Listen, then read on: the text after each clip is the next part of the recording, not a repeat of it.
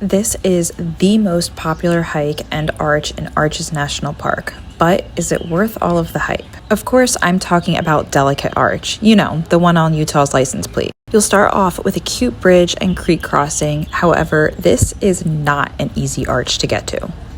You'll see what looks like little ants climbing up red rock. Well, that will be your future here in a little bit. While 629 feet of elevation gain may not sound like much, you have the sun beating down on your back, and a majority of that elevation gain is completed within just half a mile. Not to mention the 9 to 19% incline grade. It is brutal. You'll see people standing under any tree or shrub offering protection from the sun, and I can guarantee you'll want to find one for yourself too. Even with all that being said though, this is such a fun hike. And then finally you'll make your way along the edge of some slick red rock, continuing the climb up the slab with views of the surrounding desert until you round the corner and get one of the most amazing views of Delicate Arch.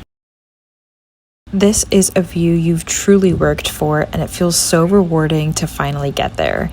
And I have to say, once I was there, viewing it with my own eyes, I understood all of the hype. It really is just stunning.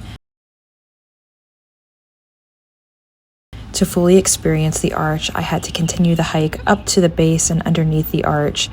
Navigating this section though is very tricky, so please be careful and make sure that you're wearing proper footwear. But I have to say, I think my smiles say it all.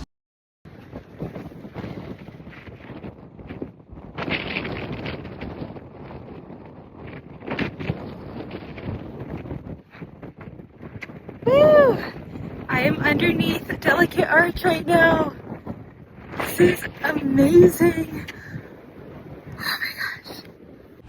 It was incredibly windy directly under the arch, like it held some sort of power, and the views of the mountains in the distance were unreal.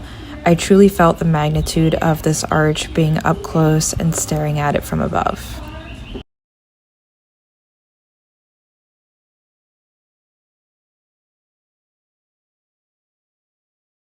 As beautiful as it was, don't be deceived, there were a fair amount of people there, but only a few went all the way to the arch itself, and at the time I was the only one underneath, which just made it feel even more magical.